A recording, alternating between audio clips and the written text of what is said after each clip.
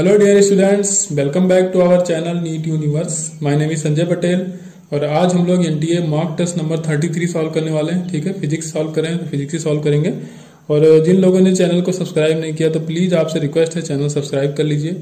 और हम लोग पहला क्वेश्चन यहाँ पे ले रहे हैं। यहाँ पे दिया गया है according to Bohr theory time average magnetic moment. ठीक है, मैग्नेटिक मोमेंट यहाँ पे पूछा गया हाइड्रोजन एटम का। ठीक है, हाइड्रोजन एटम का जो इलेक्ट्रॉन होता है वो nth ऑर्बिटल में जब मूव करता है, ठीक है, तो वो किसके प्रोपोर्शनल होगा? जो मैग्नेटिक मोमेंट होगा। ठीक है, हाइड्रोजन के इलेक्ट्रॉन जो nth ऑर्बिटल में होता है उसके लिए पूछा गया। तो देखिए जो मैग्नेटिक मोमेंट m होता है वो होता है I इंटू ए के बराबर। ए होता है सरफेस एरिया, तो m इक्वल टू आई। अब आई के लिए क्या लिख सकते हो? E इंटू टी लिख सकते हो। ठीक है, इलेक्ट्रॉन पे चार्ज कितना E के बराबर होता है। ठीक है, और ये हो जाएगा टाइम। ठीक है, ये ऑर्बिटल हो गया तो ये पूरा टाइम पीरियड हो जाएगा। ठीक है, जितने टाइम तो क्या होता है जो करंट होती है चार्ज पर यूनिट टाइम ही तो होता है इंटू एरिया। तो इसका रेडियस मान लो कि r है तो एरिया हो जाएगा पाई आर स्क्वायर के बराबर। अब देखो E पाई आर स्क्वायर। अब टाइम पीरियड अब इसकी मान लो कि वेलोसिटी जो है लीनियर वेलोसिटी v है, तो अब इसका पूरा जो सरकमफ्रेंस हो जाएगा 2 पाई आर के बराबर हो जाएगा। ठीक है, तो टाइम इक्वल टू क्या हो जाएगा? डिस्टेंस अपॉन इसकी जो स्पीड है, तो ये हो जाएगी 2 पाई आर अपॉन वी। तो टी की जगह लिख सकते हो आप 2 पाई आर अपॉन वी। तो यहाँ पे लिखो 2 पाई आर अपॉन वी करोगे तो वी चला जाएगा ऊपर। ठीक है, आर से आर कैंसिल आउट हो जाएगा, पाई से पाई कैंसिल आउट हो जाएगा, तो यहाँ पे बचेगा ई आर वी अपॉन 2। ठीक है, इतना बचा रहेगा। अब देखो अब जो रेडियस होता है, ठीक है, nth ऑर्बिटल का जो रेडियस होता है वो directly proportional to n square होता है। इनवर्सली प्रोपोर्शनल टू z होता है, directly proportional to n square होता है। और जो वेलोसिटी होती है nth ऑर्बिटल की वो होती है 1/n के बराबर। ठीक है, तो वैल्यूज रख दो यहाँ पे, तो e/2 तो कॉमन हो जाएगा। ठीक है, अब r की जगह क्या लिखोगे? Directly proportional to n square होता है तो r की जगह n स्क्वायर लिखोगे। और v होता है इनवर्सली प्रोपोर्शनल टू n, तो यहाँ पे लिखोगे इनवर्सली प्रोपोर्शनल टू n। तो n से एक n कैंसिल आउट हो जाएगा, तो जो यहाँ पे m आएगा तो वो डायरेक्टली प्रोपोर्शनल हो जाएगा आपके n के बराबर। ठीक है, ई यहाँ पे कांस्टेंट हो जाएगा और 2 भी कांस्टेंट ही है, तो जो आपका मैग्नेटिक मोमेंट आएगा वो डायरेक्टली प्रोपोर्शनल टू n हो जाएगा, उस nth ऑर्बिटल के डायरेक्टली प्रोपोर्शनल हो जाएगा। क्वेश्चन नंबर 2 है। यहाँ पे हीलियम आयन दिखाया गया है। ठीक है, एक्साइटेड स्टेट में है, तो इससे 2 फोटॉन निकलते हैं जब ये अपने ग्राउंड स्टेट में आता है। ठीक है, ग्राउंड स्टेट में जब आएगा एक्साइटेड स्टेट से तो इससे 2 फोटॉन निकलते हैं। पहले फोटॉन की वेवलेंथ दिया है 108.5 नैनोमीटर और दूसरे का दिया है 34.4 नैनोमीटर। ठीक है, ये वेवलेंथ दिया दोनों फोटॉन का। कह रहा है जब हीलियम आयन अपने ग्राउंड स्टेट में आएगा तो ये 2 फोटॉन इमिट होते हैं। फिर कह रहा है कि the quantum number n corresponding to initial excited state. ये पूछा है किस ऑर्बिटल में गया होगा एक्साइट होकर जहां से ग्राउंड स्टेट में आ रहा है, तो वो आपको बताना है। तो पहले हम इसके लिए क्या करें? पहले एनर्जी निकालें दोनों फोटॉन की। तो एनर्जी निकालने हम क्या करेंगे? नैनोमीटर में दिया है तो 1240 बटन नैनोमीटर में जितना दिया आपको वेवलेंथ वो रख देंगे, ये हो जाएगा नैनोमीटर में। ठीक है, और एक दूसरा वाला E2 निकाल लें दूसरे वाले फोटॉन का, तो वो हो जाएगा 1240 अपॉन 108। ठीक है, यहाँ पे ये 108 तो होगा, ये हो जाएगा 30.4। ठीक है, 30.4 नैनोमीटर। अब ये इलेक्ट्रॉन वोल्ट में एनर्जी निकल के आएगी। ठीक है, ये किस में निकल के आएगी? इलेक्ट्रॉन वोल्ट में निकल, तो इसकी आ जाएगी लगभग 11.3 के आसपास इलेक्ट्रॉन वोल्ट, और दूसरे की आएगी 40.79 के आसपास। ठीक है, ये सॉल्व कर लेना तो इतना आ जाएगा। टोटल एनर्जी दोनों का ऐड करोगे तो ये आ जाएगा 40 और 11 51 हो जाएगा, और ये 80 के आसपास, ये 40 है तो एक से ज्यादा है, तो मतलब कि 52 से थोड़ा सा ज्यादा होगा, तो ये हो जाएगा 52.22 के आसपास। ठीक है, अब इसको आप किसके बराबर लिखोगे? इसको लिख सकते हो आप 13.6 जेड स्क्वायर 1/n1 का स्क्वायर माइनस 1/n2 का स्क्वायर। ठीक है, n2 हम कहाँ जा रहे हैं? ग्राउंड स्टेट में जा रहे हैं, तो इसकी वैल्यू 1 रखोगे, आपको n1 चाहिए होगा। ठीक है, तो बस यहाँ से निकाल सकते हो आप। अब इसको अगर हीलियम का जेड कितना होता है? 2 होता है, 2 का स्क्वायर करोगे 4 से 13.6 को मल्टीप्लाई कराओगे तो ये 54 के समथिंग आएगा, 54.4 के आसपास। तो उसको इधर ले आओगे तो ये क्या हो जाएगा? 52.22, और यहाँ नीचे आएगा 54.4, तो ये इधर आ जाएगा 0.96 से बराबर, 0.96 आ जाएगा। इधर क्या बचेगा? 1। ठीक है, कहाँ जा रहे हैं? ग्राउंड स्टेट में जा रहे हैं, तो ये हमको पता है n, तो ये हो जाएगा 1 माइनस n स्क्वायर के बराबर। अब n की वैल्यू चाहिए तो n स्क्वायर यहाँ पे आ जाएगा 25, n की वैल्यू आएगी यहाँ पे 5 के बराबर। नंबर 3 है, यहाँ पे कहा गया है large number of particle are placed around the origin. ठीक है, कोई ओरिजिन है यहाँ, उसके चारों तरफ कई सारे पार्टिकल रखे हुए हैं। ठीक, लार्ज नंबर ऑफ पार्टिकल हैं, each at distance R from the origin. और कहाँ पे है? डिस्टेंस आर पे है। ठीक है, ओरिजिन से। The distance of the centre of mass of the system from the origin. Origin से कह सेंटर ऑफ मास का जो डिस्टेंस होगी वो कितनी होगी? तो देखिए अब ये हो गया ओरिजिन। अब ये माना एक पार्टिकल यहाँ यहाँ यहाँ, तो अगर आर डिस्टेंस में पूरे इसके चारों तरफ आर डिस्टेंस पे हो जाए तो फिर इसका सेंटर ऑफ मास कहाँ हो जाएगा? सेंटर पे हो जाएगा। ठीक है, इसका सेंटर ऑफ मास कहाँ हो जाएगा? सेंटर पे हो जाएगा। अब देखिए सारे अगर यहाँ पे हैं, ठीक है, एक ही जगह पे इसका सरकमफ्रेंस यहाँ पे एक करके सर्किल बनाया जाए तो सारे पार्टिकल अगर यहाँ अरेंज होंगे तो इसका सेंटर ऑफ मास इसके सर्किल पे हो जाएगा। लेकिन अब कहा है कि रैंडम अरेंजमेंट है इनका, ठीक है, तो जो भी रैंडम अरेंजमेंट होगा तो फिर कहा यहाँ से यहाँ के बीच में ही तो होगा कहीं पे सेंटर ऑफ मास, ठीक है। सेंटर ऑफ मास या तो पहले कहाँ था, जब सारे पार्टिकल यहाँ थे तो सेंटर पे था, लेकिन अब जब रैंडम अरेंजमेंट हो जाएगा तो यह जो सरकमफ्रेंस है वहां से और इसके बीच में ही तो होगा, तो जो भी आपका सेंटर ऑफ मास की डिस्टेंस आएगी वो क्या होगी, less than or equal to R के बराबर होगी, ठीक है, या तो आर के बराबर हो सकती है, ठीक है। सेंटर पास यहाँ से कितनी दूरी पर रहेगा, जब सेंटर पे होगा तो आर डिस्टेंस पे हो जाएगा, ठीक है, तो या तो आर के बराबर होगा या आर से थोड़ा सा कम होगा, मतलब कहीं यहाँ हो गया। अब ये डिपेंड करता है कि पार्टिकल का अरेंजमेंट कैसा है, तो रैंडम अरेंजमेंट होगा तो मैक्सिमम कहाँ तक होता है आर का, तो आर से कम होगा उसकी डिस्टेंस, ठीक है। सेंटर ऑफ मास की जो डिस्टेंस होगी वो या तो आर से कम होगी या आर के बराबर होगी, बस इतना आपको याद रखना है। क्वेश्चन नंबर 4 यहाँ पे कोई प्रोटॉन है जो मूव कर रहा है वेलोसिटी 1.25 × 10⁵ मीटर पर सेकंड से, ठीक है, कोलाइड करता है स्टेशनरी हीलियम एटम से। तो velocity of the proton after collision आपसे पूछा गया कि आफ्टर कोलिजन जो वेलोसिटी होगी वो कितनी होगी।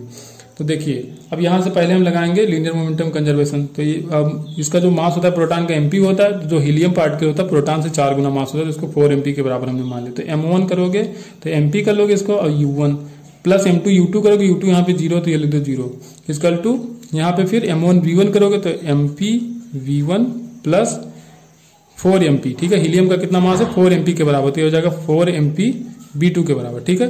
अब mp कॉमन लेके कैंसिल आउट कर दोगे तो यहाँ पे u1 जो आ जाएगा वो आ जाएगा v1 प्लस 4 v2 के बराबर, ठीक है। अब यहाँ पे क्या है कि इलास्टिक कोलिजन हो रहा है, ठीक है। इलास्टिक कोलिजन के लिए क्या करना पड़ेगा हमको, E की वैल्यू 1 करनी होती है, ठीक है। तो इलास्टिक कोलिजन के लिए E की वैल्यू 1, तो E होता है आपका v2 minus v1 upon u1 minus u2, ठीक है, ये होता है। u2 की वैल्यू है 0। अब यहाँ से इलास्टिक कोलिजन के लिए E की वैल्यू 1 करोगे तो यहाँ पे हो जाएगा u1 equal to v2 minus v1, तो ये हो जाएगा u1 क्योंकि E की वैल्यू 1 होगी equal to v2 minus v1 के बराबर हो गया, ठीक है। अब यहाँ से एक इक्वेशन ये आ गया, सेकंड इक्वेशन मान लो इसको, ये पहली इक्वेशन हो गई, ठीक है। यहाँ पे u1 इक्वल टू क्या आया v1 प्लस 4v2, और यहाँ पे u1 इक्वल टू क्या आ जाएगा v2 माइनस v1, ठीक है। अब यहाँ से हम v2 की अगर वैल्यू निकालना चाहें, ठीक है, तो यहाँ देखो अब यहाँ पे u1 इक्वल टू, इकट्ठे लिख लेते हैं दोनों को, 4v2 के बराबर है, ये है u1 equal to v2 minus v1। इसको अगर ऐड करोगे तो क्या होगा, v1 कैंसिल आउट हो जाएगा क्योंकि ये माइनस है प्लस, तो ये हो जाएगा कैंसिल, इधर हो जाएगा 2u1 इक्वल टू ये हो जाएगा 4 और 1 ये हो जाएगा 5v2 के बराबर।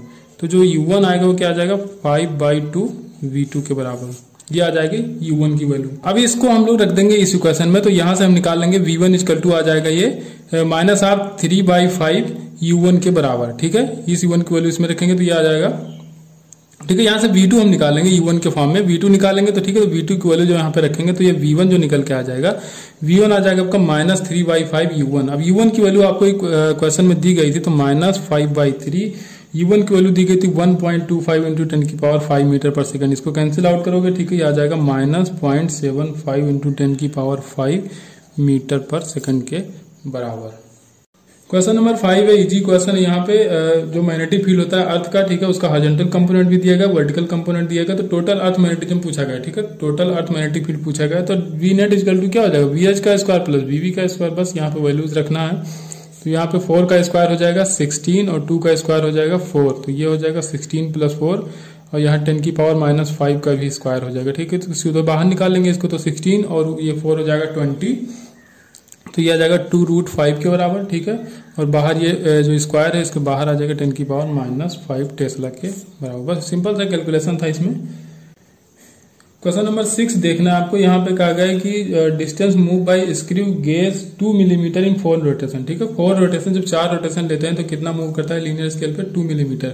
तो अब यहाँ से हम क्या करेंगे, पहले इसकी पिच निकालेंगे, ठीक है। तो 4 रोटेशन कितना चलते हैं हम लोग, 2 मीटर चलते हैं, तो 1 रोटेशन में चलते हैं, उसी को हम पिच बोलते हैं। तो 2/4 करोगे तो आ जाएगा 0.5 मिलीमीटर के बराबर, यह आ गया आपका पिच। और कह रहा है सर्कुलर स्केल भी कितने डिवीजन है, 50 डिवीजन क्वेश्चन में दिए गए हैं, ठीक है। 50 डिवीजन सर्कुलर स्केल दिया गया इसमें। और कहा गया उसका जो 0 है, तो 0 कौन सा है, जब ये इसमें इसके बीच में कोई नहीं, इसके जॉ के बीच में जब कुछ भी नहीं रखा जाता है, तब जो उसका 30th डिवीजन होता है सर्कुलर स्केल का, जो 30th डिवीजन होता है वो रेफरेंस लाइन के अलग होता है, ठीक है, रेफरेंस लाइन के जीरो से मैच नहीं करता है, ठीक है, और उसका जीरो जो होता है वो उसके रेफरेंस लाइन के ऊपर होता है, मतलब यहाँ पे जीरो एरर भी कंसीडर करना है, जितना भी आएगा उसमें से हमको जीरो एरर भी निकालना पड़ेगा, यहाँ से जीरो एरर आए क्योंकि जो रेफरेंस लाइन के कहाँ पे है, एबव है, ठीक है, तो माइनस करना पड़ेगा, जितना भी निकालोगे आप मेजरमेंट जो लोगे उसको माइनस करना पड़ेगा, जीरो यहाँ पे जीरो एरर उसमें माइनस करना पड़ेगा। अब देखिए मेन स्केल की रीडिंग जो है, जब इसमें हम कुछ मेजर कर रहे हैं, ठीक है, कोई प्लेट रख रहे हैं इसके बीच में, तो उसमें मेन स्केल की जो रीडिंग आ रही है वो कितनी आ रही है यहाँ पे 2 डिवीजन के बराबर है, ठीक है, main scale read 2 division and circular scale read 20 division, ठीक है। तो आप देखो पहले लीस्ट काउंट निकाले, तो लीस्ट काउंट के लिए क्या करते हैं हम लोग, पिच, तो पिच यहाँ पे है 0.5 millimetre upon total number of division on circular scale, ये है 50 के बराबर, तो यह 0.001 के बराबर आ जाएगा, ठीक है। तो लीस्ट काउंट आएगा 0.01 आएगा, ठीक है, सॉरी यहाँ पे 0.01 आएगा, ये हो जाएगा लीस्ट काउंट। अब मेजरमेंट लेना, तो हो जाएगा मेन स्केल रीडिंग 1/2, ठीक है, ये 1/2 क्या है, पिच के बराबर है, ये 1/2 main scale reading into pitch plus, ठीक है, सर्कुलर स्केल पे कितनी रीडिंग मिली थी आपको 20 के बराबर इंटू लीस्ट काउंट को, लीस्ट काउंट है 0.01 और माइनस ऑफ जीरो एरर, ठीक है, माइनस जीरो एरर माइनस करना होता है, तो -30 वाला कह रहा 38 डिवीजन जो है वो कॉन्साइड करता था, जीरो के ऊपर था, ठीक है, अबव था लाइन के, तो ये माइनस फिर इस लीस्ट काउंट भी यहाँ पे मल्टीप्लाई करती है, जीरो एरर हो जाए तो जितनी भी वैल्यू आएगी उसमें जीरो एरर माइनस करना पड़ेगा। मेन स्केल रीडिंग आपसे 2 कहा गया था, ठीक है, तो 2 इंटू 1/2 करोगे तो ये 1 आ जाएगा, ठीक है, 1 + 20 से इसको मल्टीप्लाई कराओगे तो ये क्या हो जाएगा 0.2 के बराबर आ जाएगा, और माइनस भी करना रहेगा 0.03, ठीक है। तो इसको जब सॉल्व करोगे तो आ जाएगा 1.5 मिलीमीटर के बराबर। क्वेश्चन नंबर 7 है, इजी क्वेश्चन यहाँ पे दिया गया है, कंडक्टेंस दिया गया है, ठीक है, सिग्मा 1 सिग्मा 2 एंड सिग्मा 3, और पूछा गया इक्विवेलेंट कंडक्टेंस क्या होगा इनको सीरीज में अगर कनेक्ट किया, तो सीरीज में पहले रेजिस्टेंस देखो क्या होता है, तो R इक्विवेलेंट जो हो जाएगा R1 + R2 + R3 के बराबर हो जाएगा, ठीक है। तो R अब ये क्या होता है, सिग्मा R जो होता है वो क्या होता है, रो L/A होता है, ठीक है। तो यहाँ पे रो क्या होता है, रेजिस्टिविटी है, तो 1 कंडक्टिविटी हो जाएगा, ठीक है। तो यहाँ पे क्या करोगे 1 सिग्मा, क्योंकि बाकी चीज सेम रहेगा, ठीक है, L भी सेम है, सबकी आइडेंटिकल है तो L सेम रहेगा, ठीक है, A भी सेम रहेगा, तो 1 sigma equal to 1 sigma 1, 1 sigma 2, 1 sigma 3, यहाँ पे एलसीएम लोगे सिग्मा 1 सिग्मा 2 सिग्मा 3 आ जाएगा, इसके ऊपर जब लिखोगे तो ये सिग्मा 1 कट जाएगा, बाकी सिग्मा 2 सिग्मा 3 आ जाएगा, तो सिग्मा 2 सिग्मा 3 प्लस यहाँ सिग्मा 2 कैंसिल होगा, सिग्मा 1 सिग्मा 3 आ जाएगा, और यहाँ पे प्लस हो जाएगा, सिग्मा 3 कटेगा तो सिग्मा 1 सिग्मा 2 हो जाएगा, ठीक है। 1 सिग्मा की वैल्यू है, तो सिग्मा की वैल्यू क्या हो जाएगी, सिग्मा 1 सिग्मा 2 सिग्मा 3 अपान ये पूरा हो जाएगा sigma 2 sigma 3 sigma 1 sigma 3 sigma 1 sigma 2, ये आ जाएगा। तो इस तरह का कोई ऑप्शन नहीं है, तो यहाँ पे नन ऑफ एबव हो जाएगा, ठीक है, लास्ट ऑप्शन यहाँ पे सही, नन ऑफ एबव। ये किसी से मैच नहीं कर रहा, जो आंसर हमारा आ रहा है किसी से मैच नहीं कर रहा है। इसके नीचे क्या लिखेंगे, यही वाला टर्म जो है ये यहाँ पे ले आएंगे, ठीक है। क्वेश्चन नंबर 8, ठीक है, यहाँ पे दिया गया है कैपेसिटेंस दिया है, किसी कैपेसिटर का 4 माइक्रोफेरेड, वोल्टेज दिया गया 400 वोल्ट, ठीक है, रेजिस्टेंस दिया गया 1 kilo ohm, heat produce in the resistance पूछा है। भैया हीट प्रोड्यूस में जो कैपेसिटर होता है तो इसमें रेजिस्टेंस का कोई रोल नहीं होता है, ठीक है, इसमें जो स्टोर्ड एनर्जी होती है वही हीट के फॉर्म में लॉस हो जाती है किसी भी रेजिस्टेंस में। तो हाफ CV² से आप निकाल सकते हो कितनी एनर्जी इसमें स्टोर थी, हाफ CV² के बराबर, हाफ C की वैल्यू है 4 × 10⁻⁻⁶, V² करोगे तो 400 × 400 कर दोगे, ठीक है, 1 2 3 4 यहाँ से कट जाएगा 4, तो 10⁻⁻² बचेगा, 2 से 4 कैंसिल करोगे, यहाँ पे 2 बचेगा, यहाँ पे 4 4 4 4 का 16 और 16 2 जा 32, ठीक है, 32 × 10⁻⁻², या इसको हटाओ यहाँ पे 0.32 लिख दो, तो यही आ जाएगा आंसर, 0.32 जूल के बराबर हीट प्रोड्यूस होगी, ठीक है। रेजिस्टेंस की कोई मतलब नहीं होता है, इसका रेजिस्टेंस दे दिया जाता है, इसका कोई मतलब नहीं होता, तो प्लीज इससे आप लोग सावधान रहना। अगेन क्वेश्चन नंबर 9 है, अच्छा क्वेश्चन है। यहाँ पे कहा गया है सर्किट आपको दिखाई गई, ठीक है, इसमें कह रहा है अगर जो ये 10 ओम का रेजिस्टेंस लगा हुआ है इसके बीच में, इसको रिप्लेस किया जाए 20 ओम से, तो जो करंट आ रही है उस पर क्या इफेक्ट पड़ेगा, करंट कितनी हो जाएगी। पहले करंट कितनी जा रही है 4 एम्पियर, तो बैटरी से हमको मतलब ही नहीं, जब करंट बता दिया तो हमको ये कुछ मतलब ही नहीं कि करंट चेंज होगी नहीं होगी, वो हमको देखना है। तो पहले कितना था 4 एम्पियर, अब देखो ये है क्या, तो ये कंडीशन बन रही है बैलेंस व्हाइटस्टोन ब्रिज की, क्योंकि ये हो जाएगा 3/8, ऊपर क्या आ जाएगा 3/8, और यहाँ पे अगर 9/24 लिखोगे तो 3 3 जा 9 और 3 8 जा 24, तो 3/8 ये भी आ रहा है, तो P/Q = R/S जब आ रहा है तो ये हो जाएगा व्हाइटस्टोन बैलेंस कंडीशन, ठीक है। तो ये वाला बीच का रेजिस्टेंस बेकार हो जाएगा। तो भैया इस 10 ओम का कोई जब मतलब ही नहीं, तब इसको 10 को हटा के 20 लगाओ या 200 लगाओ, कोई मतलब नहीं, ठीक है, जितनी करंट जा रही है उतनी ही करंट जाएगी, इससे कोई मतलब ही नहीं है, ठीक है। तो अगेन 4 एम्पियर करंट ही फ्लो करेगी इसमें, ठीक। क्वेश्चन नंबर 10, क्वेश्चन नंबर 10 यहाँ पे दिया गया, देखिए कोई हॉलो सिलेंडर है, ठीक है, कोई हॉलो सिलेंडर जिसकी इनर रेडियस R2 है, आउटर रेडियस R2 है, इनर रेडियस R1 है। तो अब इसमें मैग्नेटिक फील्ड का वेरिएशन पूछा गया इसके एक्सिस है, तो एक्सिस इसका ये हो जाएगा, ठीक है, इस सिलेंडर का एक्सिस हो जाएगा, ये हो जाएगा। तो यहाँ से अगर आउटर पॉइंट पे हम जा रहे हैं तो मैग्नेटिक फील्ड का इसमें वेरिएशन का ग्राफ बताना आपको, ठीक है। तो देखिए जब तक आप यहाँ सेंटर से चलोगे यहाँ तक आओगे तब तक तो कोई करंट है नहीं, क्योंकि हालो, जब करंट नहीं होगी तो मैग्नेटिक फील्ड जीरो होगी, तो यहाँ तक तो आओगे जीरो, R1 तक जब आप आओगे तो ये हो जाएगा जीरो। अब क्या होगा, अब R1 से करंट यहाँ से शुरू होगी, ठीक है, यहाँ पे करंट होगी तो यहाँ से मैग्नेटिक फील्ड धीरे धीरे बढ़ना शुरू होगा। अब एक्सिस तक जाओगे तब तक बढ़ेगा, ठीक है, यहाँ तक जाओगे R2 तक जाओगे तब तक बढ़ेगा। तो ये ग्राफ ऐसे जाएगा, ठीक है, ऐसे जाएगा, यहाँ R1 से लेकर R2 तक, तो यहाँ से यहाँ तक जाओगे तो ये बढ़ेगा मैग्नेटिक फील्ड। और फिर से जैसे आप इसके सरफेस के बाहर जाओगे ना तो फिर सीधे वही फार्मूला लगेगा, mu naught I upon 2πr, ठीक है। तो R के इनवर्सली प्रोपोर्शनल होगा तो ग्राफ फिर से नीचे ऐसे गिरना शुरू हो जाएगा, ठीक है। तो ये ग्राफ आएगा आपका ऑप्शन इसमें सही हो जाएगा बी, ठीक है। ये समझ में आ गया ना। आप यहाँ एक्सिस से जब R1 तक जाओगे यहाँ तक तो इसमें ये हालो है बीच में, तो हालो है, कोई करंट नहीं, तो वहां तक मैग्नेटिक फील्ड जीरो होगा। तो यहाँ एक्सिस से आप जा रहे हो तो यहाँ तक जीरो है, उसके बाद मैग्नेटिक फील्ड बढ़ना शुरू होगा, फिर सरफेस तक बढ़ेगा, उसके बाद सरफेस से जैसे आगे जाओगे तो फिर से घटना शुरू हो जाएगा, ठीक है। तो यहाँ पे बी ऑप्शन सही हो जाएगा। क्वेश्चन नंबर 11 यहाँ पे पूछा गया what is the average power dissipation in the ideal capacitor in an AC circuit, ठीक है। कोई आइडियल कैपेसिटर इसमें एवरेज पावर पूछा गया है, ठीक है। तो अब देखिए average power in AC circuit जो होता है वो क्या होता है, P equal to V RMS I RMS into cos phi. तो अब देखिए यहाँ पे फुल्ली क्या है, कैपेसिटिव सर्किट है, केवल और केवल कैपेसिटर लगा है। तो फुल्ली कैपेसिटिव सर्किट के लिए जो फाई होता है 90 के बराबर, ठीक है। फाई क्या होता है 90 के बराबर, तो कॉस 90 की वैल्यू हो जाएगी जीरो, तो P एवरेज जो आएगा वो हो जाएगा जीरो के बराबर, ठीक है। क्या हो जाएगा जीरो, क्योंकि अगर ये फाई आप अगर पूछो तो tan फाई क्या होता है, VC अपान हो जाएगा R के बराबर, और R यहाँ पे है जीरो, ठीक है।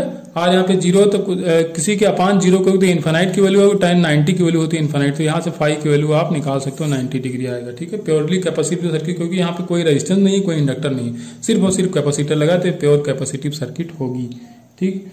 क्वेश्चन नंबर 12, ठीक है। यहाँ पे कहा गया है कि कैपेसिटी ऑफ आइसोलेटेड स्फीयर, ये आइसोलेटेड स्फीयर है, इज इंक्रीज n टाइम्स, इसकी कैपेसिटी n टाइम्स बढ़ जाती है जब इसको हम इनक्लोज करते हैं बाय एन अर्थ कॉन्सेंट्रिक स्फीयर। ये कॉन्सेंट्रिक स्फीयर हो गया, ठीक है, इससे बड़ा है, ये वाला यही है, ठीक है, ये वाला सेम है, लेकिन अगर इसको इनक्लोज कर दिया एक बड़े स्फीयर से, ठीक है, उसको अर्थिंग किया गया है, तो इसकी कैपेसिटी कितने टाइम्स बढ़ जाती है, n टाइम्स बढ़ जाती है। तो वही हमको देखना है। तो देखिए अगर C1 देखा जाए तो ये क्या होगा 4πε0 R1 के बराबर हो जाए, ये हो जाएगा C1 जो पहले था। अब बाद में क्या होता है n टाइम्स बढ़ जाता है, बाद में जो C2 होता है वो n टाइम्स हो जाता है इसके। तो C2 क्या होगा, तो C2 देखिए तो भैया अर्थिंग होती है आउटर सरफेस की, ठीक है। तो जब अर्थिंग होती है तो उसका पोटेंशियल जीरो हो जाता है, ठीक है। तो ये कैलकुलेट करके निकाला जाता है, तो मैं तो कहूंगा इसको आप याद रखो, तो ये हो जाएगा 4πε0 R1 R2 upon R1 plus R2, R1 minus R2 होगा, ठीक है। आउटर रेडियस R2 है तो R2 माइनस R1 होगा, ये हो जाएगा R2 माइनस R1, ठीक है। ये इसको आप याद रखो 4πε0 R1 R2 अपान R2 माइनस R1, ये C2 हो जाएगा। अब ये किसके बराबर हो जाएगा, n टाइम्स, जो पहले था उसके n टाइम्स। तो यहाँ पे सीधे लिख दो, क्या करोगे, ज्यादा स्टेप बढ़ाने कोई मतलब नहीं है, तो मैं यही लिख देता हूँ, ये C2 की जगह किसके बराबर हो जाएगा, n टाइम्स 4πε0 R1 के बराबर हो जाएगा, ठीक है। तो अब देखिए अब जो कैंसिल आउट हो रहा है उसको कैंसिल करो, 4π से 4π गए ε0 के, तो इधर क्या बचा n R1 बचा, इधर क्या बचेगा 4R1 R2, 4 तो कैंसिल आउट होएगा, 4 नहीं रहेगा, R1 R2 अपान R2 माइनस R1 बचेगा, ठीक है। अब यहाँ से R2 अपान R1 आपको सॉल्व करना है, ठीक है। तो यहाँ से इधर लाओगे तो फिर R1 R2 इससे मल्टीप्लाई होगा, ठीक है, n R1 से इसमें मल्टीप्लाई कराओगे, दूसरी तरफ बचेगा R1 R2। तो टोटल इसको सॉल्व करने के बाद यह जाएगा R2 upon R1 equal to n minus 1, ठीक है। अब जब आप लोग के कमेंट आते हैं ना तो अच्छा लगता है, कहीं पे मिस्टेक हुई है या जानबूझ के कुछ छूट गया है, तो क्वेश्चन नंबर 35, क्वेश्चन नंबर 41 पे जब क्वेरी आती है तब पता चलता है कि हाँ आप लोग पूरी वीडियो देख रहे हैं, ठीक है। तो अच्छा लगता है यार, चलो ठीक है, कहीं पे मिस्टेक हुई आप लोग बता रहे हो तो वो अच्छा लगता है। कभी कभी तो जानबूझ के भी छूट जाता है कि चलो छोड़ते हैं, देखते हैं कौन कौन बताता है, ठीक। तो जब ऐसे कमेंट आते हैं ना कि इसमें ये फॉल्ट है, इसमें ये फॉल्ट है, तो अच्छा लगता है, ठीक है। उसके एक सेपरेट वीडियो बना देंगे हम, सारे जितने भी आपके डाउट वाले क्वेश्चन है उसकी एक सेपरेट वीडियो बनाएंगे। यहाँ पे क्वेश्चन नंबर 13 है, अच्छा क्वेश्चन है। यहाँ पे 2 लार्ज पैरेलल कंडक्टिंग प्लेट है, ठीक है, ये दोनों प्लेट है यहाँ पे लार्ज है, कंडक्टिंग प्लेट है, सेपरेशन इनके बीच का जो है वो 40 मिलीमीटर के बराबर। इसमें कहा गया potential difference between the plate, जो पोटेंशियल डिफरेंस इन प्लेट के बीच में वो V है। तो potential difference between point X and Y आपको बताना है। ये एक्स है और ये वाई, यहाँ पे पोटेंशियल डिफरेंस आपको बताना है। तो भैया जो इलेक्ट्रिक फील्ड होगी वो तो कांस्टेंट होगी दोनों के बीच में, ठीक है। इलेक्ट्रिक फील्ड जो भी होगी वो क्या होगी, हॉरिजॉन्टल होगी और कांस्टेंट होगी। लेकिन अब इस डायरेक्शन में क्या होगा इलेक्ट्रिक फील्ड, तो उसका हमको कंपोनेंट लेना पड़ेगा, क्योंकि हमको जो पोटेंशियल लेना है एक्स से वाई लेना है। तो जो ये कंपोनेंट होगा उसका इलेक्ट्रिक फील्ड का वो हॉरिजॉन्टल, तो ये कंपोनेंट क्या हो जाएगा, ई कॉस 37, ठीक है। ई कॉस 37 हो जाएगा इसका। अब आपको क्या करना है, यहाँ पे जो v होता है वो ई डी आर के बराबर होता है। v होता है e और r के बराबर। तो पहले v की तो पोटेंशियल डिफरेंस यहाँ से कह दिया है कि यहाँ पे कितना है, ये v के बराबर है, ठीक है। ये डिस्टेंस कितनी है, 40 है, ठीक है। तो ये क्या हो जाएगा, v जो आपका हो जाएगा e इंटू 40 हो जाएगा। ई डी आर होता है, ठीक है। जब dv इक्वल टू क्या होता है, ई डी आर के बराबर होता है, तो जब इंटीग्रेशन कर लोगे तो e इंटू 40 हो जाएगा। तो ये पहले था, अब बाद में v डैश हमको चाहिए, तो v डैश क्या हो जाएगा, अब इसका वाला कंपोनेंट लो, क्योंकि यहाँ से यहाँ चाहिए, तो ये कंपोनेंट कितना हो जाएगा, e cos 37। तो e cos 37, तो ये हो जाएगा इलेक्ट्रिक फील्ड, और डिस्टेंस कितनी यहाँ से यहाँ के बीच में 25 मिलीमीटर आपको दिखाया गया, ठीक है, 25 मिलीमीटर। अब इसको डिवाइड कर लो, तो ये ई से ई कैंसिल आउट हो जाएगा, आपको v डैश चाहिए, तो v डैश इक्वल टू हो जाएगा v cos 37 इंटू 25/40, ठीक है। बस आपको वैल्यू रखनी है, आंसर आ जाएगा यहाँ पे।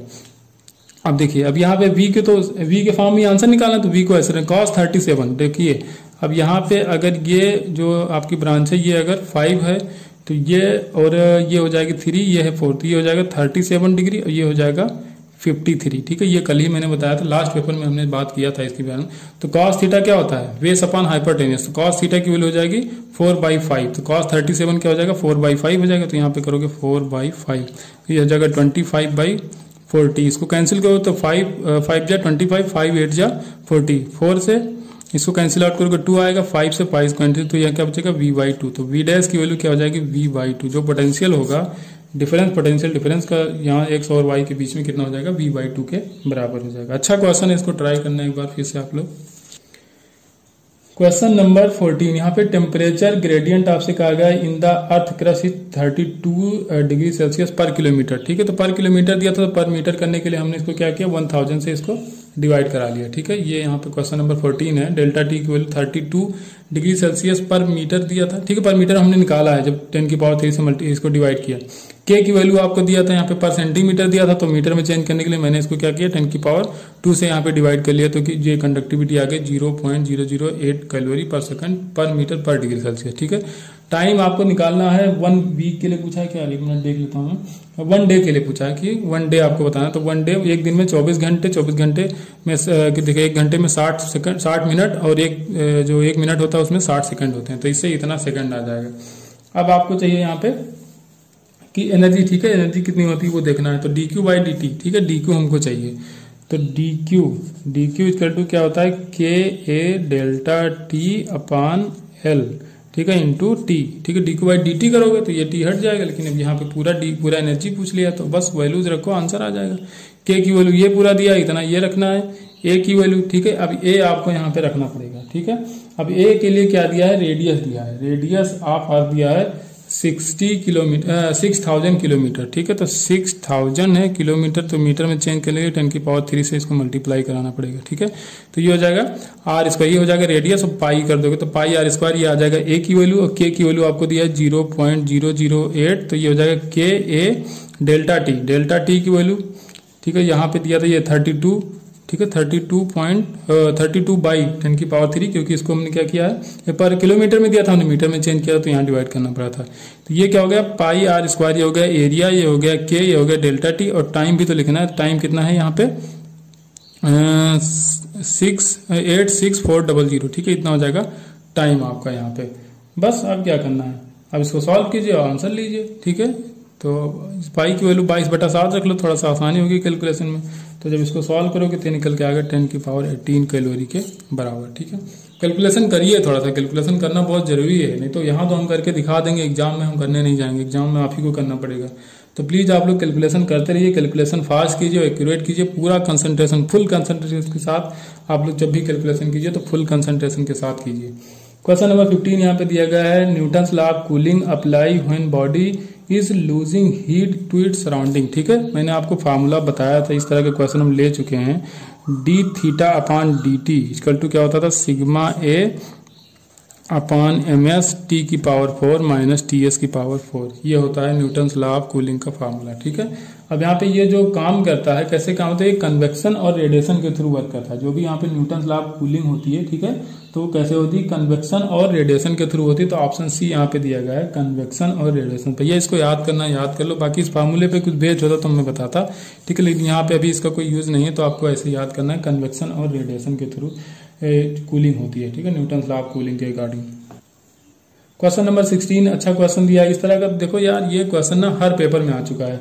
One end of thermally insulated rod के टेम्परेचर T1, दूसरा इंड यहाँ पे T2 पे आपसे यही पूछा गया। ठीक है, इंटरफेस का टेम्परेचर हर बार यही पूछा गया, बस वैल्यू थोड़ा बहुत चेंज करता है, इधर उधर कुछ ये देके वो पूछता है बस। ठीक है, थोड़ा थोड़ा चेंज करके हर बार यही पूछता है। तो मैं हर बार की तरह इस बार भी यही कहूंगा, जो थर्मल करंट होगी जो यहाँ से पास होगी वही यहाँ से पास होगी। ठीक है, तो बस वही करना है। तो आपको यहाँ पे क्या बताना है, इंटरफेस का टेम्परेचर बताना है कि इंटरफेस का जो टेम्परेचर होगा वो यहाँ पे क्या होगा। तो क्या करोगे यहाँ पे, फिर वही चीज K1 डेल्टा टी। ठीक है, डेल्टा टी की जगह क्या रखोगे, T1 माइनस टी लिख दो सीधे। क्या करोगे, डेल्टा टी लिख के T1 माइनस टी, तो K A रख दो। ठीक है, क्रॉस सेक्शनल एरिया सेम वैसे कैंसिल आउट हो जाएगा, अपान L1 इक्वल टू यहाँ पे करोगे K2 A। अब यहाँ पे delta T T minus T2 कर दो, T माइनस T2 अपान L2। ठीक है, A से A कैंसिल आउट हो जाएगा, बाकी कुछ इसमें कैंसिल नहीं होगा, बस इसमें सॉल्व ही करना। अब L2 को इस तरह मल्टीप्लाई कराओ, L1 को इस तरह मल्टीप्लाई, पूरा आपको सॉल्व करने के बाद बस इसमें आप तो सोल्यूशन कुछ बचा ही नहीं। ठीक है, क्या कैलकुलेशन, थोड़ा सा कैलकुलेशन है। L2 को इधर पूरे मल्टीप्लाई करा दो, L1 को उधर करा दो। आपको T निकाला तो जितने T वाले टर्म होंगे उनको कॉमन ले लेना। ठीक है, क्या तो कहो मैं करके दिखा दूं यार, इसको यहाँ लगाओगे तो क्या होता है, K1 L2 हो जाएगा। तो इसको जब सॉल्व करोगे तो K1 L2 T1 minus of K1 L2 T। ठीक है, ये हो जाएगा। दूसरी तरफ ले जाओगे तो K2 L1 हो जाएगा, तो यहाँ पे हो जाएगा K2 L1 T और माइनस K2 L1 T2। ठीक है, अब T वाला टर्म देखो, ये T वाला टर्म है, ये T वाला टर्म है, तो इसको उधर ले जाओगे, माइनस है तो प्लस में हो जाएगा। ठीक है, तो यहाँ पे T कॉमन हो जाएगा, K1 L1 K2 L2 आ जाएगा। ठीक है, और दूसरी तरफ यहाँ क्या बचेगा, K1 L2 T1 और इधर आ जाएगा प्लस में K2 L1 T2। तो आप भैया अब इधर तो कर ही लेना, ये हो जाएगा आपका K1 T1 L2 plus K2 T2 L1 अपान K1 L2 और प्लस में K2 L1। ठीक है, बस आ गया कैलकुलेशन आपका, बस सिंपल कैलकुलेशन, इसमें कुछ है नहीं। क्वेश्चन नंबर 17 अच्छा क्वेश्चन, इसमें कहा गया 1 mole of diatomic gas undergo thermodynamic process. ठीक है, प्रोसेस का इक्वेशन दिया गया P directly proportional to V square. ठीक है, अगर V को इधर लाओ तो P की पावर V नहीं P इंटू V की पावर -2 हो जाएगा। तो यहाँ पे PV x equal to constant, ये होता है पॉलीट्रॉपिक प्रोसेस, तो इसमें x की वैल्यू हो जाएगी -2 के बराबर। ठीक है, आपसे पूछेगा molar specific heat of the gas, molar specific heat आपको यहाँ पे बताना है। तो भैया जो आपका पॉलीट्रॉपिक प्रोसेस, तो C का फॉर्मूला होता है CV। ठीक है, प्लस यहाँ पे क्या होता है R अपान 1 माइनस एक्स। ठीक है, CV की जगह क्या लिख सकते हो, R अपान गामा -1 प्लस R अपान 1 माइनस एक्स। वैल्यूज रखो, आंसर आ जाएगा। गामा जो डायटॉमिक का गामा होता है कितना होता है, 7/5 होता है। यहाँ पे रखोगे 7/5 माइनस 1 प्लस R अपान 1 माइनस -2, क्योंकि x की वैल्यू -2 दिया थी, क्या हो जाएगा 1 माइनस -2, तो ये +2 हो जाएगा, तो R/3 आ जाएगा। यहाँ पे क्या होगा, ये एलसीएम लोगे 5 आएगा, 7 माइनस 5/5, 5 चला जाएगा ऊपर, तो ये हो जाएगा 5R/2 प्लस R/3। एलसीएम लोगे 6 आएगा एलसीएम इसका। ठीक है, यहाँ 2 से कैंसिल हो, 3 टाइम्स आएगा, 3 को 5 से मल्टीप्लाई करोगे आ जाएगा 15R, 3 2 जा 6, तो 2 को मल्टीप्लाई करोगे आ जाएगा 2R, तो ये आ जाएगा 17R/6। ठीक है, ऑप्शन बी करेक्ट हो जाएगा यहाँ पे। क्वेश्चन नंबर 18 ये अच्छा क्वेश्चन है भैया, इसमें थोड़ा सा कैलकुलेशन है। ठीक है, इसको अच्छे से देखना आप लोग। इन ये डाई एटॉमिक इन ये एडियाबेटिक एक्सपेंशन, डाई एटॉमिक नहीं, इन ये adiabatic expansion of air volume increase by 5%। Volume कितना परसेंट बढ़ रहा है, 5% बढ़ रहा है। The corresponding percentage change in pressure, pressure में चेंज आपको बताना है। तो देखिए एडियाबेटिक कंडीशन में क्या होता है, पीवी की पावर गामा इक्वल टू होता है कांस्टेंट। ठीक है, तो यहाँ पे अगर हम लोग देखें तो यहाँ पे हो जाएगा P1 V1 की power gamma equal to P2 V2 की पावर गामा। ठीक है, ये कर सकते हैं। अब देखिए, अब आपको अगर P2 निकालना है तो क्या हो जाएगा, P1 अपान P2। ठीक है, यहाँ पे अगर P2 चाहिए तो क्या हो जाएगा, P1 अपान P2 हो जाएगा, ये V2 एस के नीचे आ जाएगा। ठीक है, लेकिन अब देखिए आपको दिया क्या गया है, तो क्वेश्चन में दिया गया वॉल्यूम इंक्रीज 5%। ठीक है, तो डेल्टा V/V इंटू 100 की वैल्यू आपको दी गई है 5%। तो अब देखिए यहाँ पे जो V2 कहा गया है, तो V2 कितना रखोगे आप, 5% बढ़ रहा है। ठीक है, यहाँ पे अगर इसको देखो तो 5% बढ़ेगा तो कितना बढ़ेगा, यहाँ पे हमको P2 निकालना, ये V1 हो जाएगा, ठीक है, ये V1 है, V2 की 5% इंक्रीज हो जाएगा तो 1.05 इंटू V1 के बराबर हो जाएगा, ठीक है, यही तो होगा जब 5% इंक्रीज होगा, तो V2 को हम लिख देंगे 1.05 V1 के बराबर, ठीक है, इसकी पावर भी गामा है, इसकी पावर भी गामा है। अब देखिए P2 की वैल्यू कितनी आ गई, P1 1.05 V1 gamma upon V1 की पावर गामा, ये आ गया आपको P2 की वैल्यू। अब आपको चाहिए चेंज इन प्रेशर, तो परसेंटेज चेंज इन प्रेशर चाहिए, तो चेंज इन प्रेशर के लिए आप क्या करोगे, P2 माइनस P1 अपान P1, ठीक है, इंटू 100 कर दोगे, बस अब कुछ नहीं करना है। अब यहाँ पे P2 की वैल्यू ये आपको पता है इतना होती है, ठीक है, P2 की वैल्यू ये है, तो P2 की वैल्यू यहाँ पे रखोगे, जैसे P2 की वैल्यू जब रखोगे तो ये सॉल्व करोगे पूरा, सॉल्व होके अब देखिए यहाँ पे आपको दिया गया 1.05 की पावर 7/5, इसका मतलब कि देखो अब V1 तो कैंसिल आउट हो जाएंगे, अब 1.05 जो रहेगा उसकी पावर कितना है गामा, अब गामा जो होता है यहाँ पे, तो गामा कितना हो जाएगा 7/5, कुछ नहीं दिया होता तो हम क्या रहते हैं डाई एटॉमिक गैस मानते हैं, ठीक है, जब कुछ नहीं कहा गया होगा तो डाई एटॉमिक गैस हम लोग मान के चलते हैं। तो डाई एटॉमिक गैस क्योंकि हमारे एटमॉस्फेयर में मोस्टली डाई एटॉमिक गैसेज हैं, तो अब देखिए डाई एटॉमिक के लिए क्या होता है 7/5 होता है, तो यहाँ पे रखोगे 7/5, तो 1.05 की पावर 7/5 इसकी वैल्यू दे दिया गया 1.07, इसको जब पूरा सॉल्व करोगे तो ये निकल के आ जाएगा आपका 7%। इसमें आप कुछ नहीं करना, बस P2 की वैल्यू रख दोगे ना, तो P1 के टर्म में आएगा P2 की वैल्यू, तो P1 ऊपर भी है P1 नीचे भी है, तो P1 कॉमन होकर कैंसिल आउट हो जाएगा, 1.05 की पावर गामा आएगा, ठीक है, कैलकुलेट करोगे 1.05 की पावर 7/5 की वैल्यू भी दी गई 1.07 के बराबर, ये क्वेश्चन में आपको दे दिया गया है। क्वेश्चन नंबर 19 है, यहाँ पे कहा गया है कि 2 लॉन्ग पैरेलल कंडक्टर्स हैं जिसमें एक में करंट I फ्लो कर रही है, दूसरे में करंट 2I, सेम डायरेक्शन में करंट फ्लो कर रही है, इसमें मैग्नेटिक फील्ड इंडक्शन कहा गया है mid point, exactly mid point पे कहा गया है कि B है।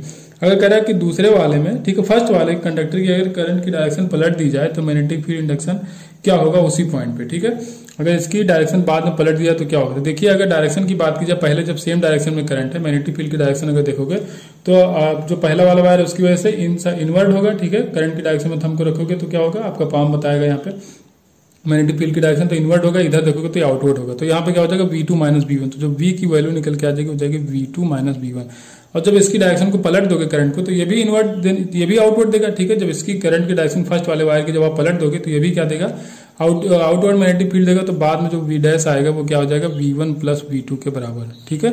अब देखिए यहाँ पे अगर V1 देखो तो V1 क्या हो जाएगा μ0I अपान 2πr, मान लो कि ये भी r डिस्टेंस पे, ये भी r डिस्टेंस पे, टोटल ये 2r डिस्टेंस था, ठीक है, ये हो जाएगा V1, V2 की वैल्यू हो जाएगी μ0 इंटू 2I अपान 2πr, बस क्या करना है, एक बार V1 प्लस V2, एक बार V1, एक बार V2 माइनस V1, एक बार V1 प्लस V2, यहीं पे अगर ऐड कर लो तो क्या हो जाएगा V1 और V1 ये हो जाएगा कैंसिल आउट, यहाँ पे हो जाएगा V plus V dash, V plus V dash equal to किसके बराबर आ जाएगा, ये यहाँ पे 2V2 के बराबर आ जाएगा, 2V2 के बराबर आ जाएगा, ठीक है। अब आपको चाहिए क्या V डैश चाहिए, तो V डैश की वैल्यू आ जाएगी 2V2, V2 की वैल्यू है μ0 2I अपान 2πr माइनस V, ठीक है, यहाँ पे क्या हो जाएगा माइनस V, बस इसको सॉल्व कर लेना, और इसको भी नहीं करना है आपको, ठीक है, तो बस जो ये वैल्यूज हैं इनमें, इसमें क्या रखो, इसमें V2 और V1 की वैल्यू रख दो, इससे V निकल के आ जाएगा, और उसी फिर में क्या रखो, या फिर V1 और V2 की वैल्यू डायरेक्ट इसी में रख दो तो भी आ सकता है, ठीक है, तो आपको V डैश ही चाहिए तो कोई दिक्कत नहीं है, लेकिन V के फॉर्म में चाहिए तो यहाँ पे पहले V निकालना ही पड़ेगा, ठीक है, यहाँ V निकाल लो, तो V जब निकालोगे तो यहाँ पे क्या हो जाएगा, यहाँ 2 μ0I है, यहाँ पे μ0I है V1 में, ठीक है, तो जब माइनस करोगे तो सीधे μ0I बच जाएगा, यहाँ पे μ0I अपान 2πr बच जाएगा, ये हो जाएगा V के बराबर, तो जो भी आपका पूरा निकल के आएगा तो इतना जो होगा वो V के बराबर हो जाएगा, और 3 का मल्टीप्लाई भी होगा उसमें, क्योंकि 3 टाइम्स आएगा, आप सॉल्व करना तो ये फिर 3 के बराबर आएगा, ठीक है, तो 3V हो जाएगा, तो V डैश की वैल्यू आ जाएगी 3V के बराबर हो जाएगी। क्वेश्चन नंबर 20 यहाँ पे कहा यूनिफॉर्म इलेक्ट्रिक फील्ड है, ठीक है, यूनिफॉर्म मैग्नेटिक फील्ड है, अब ये एग्जिस्ट कर रही है एक ही रीजन में, ठीक है, इसमें इन्हीं के अगर जिस डायरेक्शन में इलेक्ट्रिक फील्ड है उसी डायरेक्शन में मैग्नेटिक फील्ड है, और उसी डायरेक्शन में किसी इलेक्ट्रॉन को प्रोजेक्ट किया जाए तो उसकी वेलोसिटी पे क्या इफेक्ट पड़ेगा, तो देखिए वेलोसिटी में डिफ्लेक्शन नहीं होगा क्योंकि मैग्नेटिक फील्ड जीरो होगा, मैग्नेटिक फोर्स जीरो होगा, ठीक है, अगर ये हो गया V, ये हो गया E, और इसी डायरेक्शन में इलेक्ट्रॉन को प्रोजेक्ट किया जाए तो मैग्नेटिक फील्ड क्या होगा जीरो, क्योंकि F इक्वल टू क्या होता है QV क्रॉस V, तो V क्रॉस V मतलब VV साइन थीटा, थीटा क्या हो जाएगा जीरो, तो ये हो जाएगा जीरो, तो मैग्नेटिक फोर्स नहीं लगेगा तो इस पर कोई डिफ्लेक्शन नहीं आएगा, जिस डायरेक्शन में जा रहा है उसी डायरेक्शन में जाएगा। इलेक्ट्रिक फोर्स लगेगा, इलेक्ट्रिक फोर्स जो इलेक्ट्रॉन होता है उसमें नेगेटिव चार्ज तो अपोजिट डायरेक्शन में लगता है, तो इलेक्ट्रॉन को आप इधर प्रोजेक्ट करोगे तो इस पर अपोजिट डायरेक्शन में फोर्स लगेगा, तो ये क्या होगा, इसका रिटार्डेशन होगा, तो ऑप्शन सी यहाँ पे सेव हो जाएगा, not to be deflected but its speed will be decrease, speed decrease क्यों, क्योंकि यहाँ पे अपोजिट डायरेक्शन में फोर्स लग रहा है।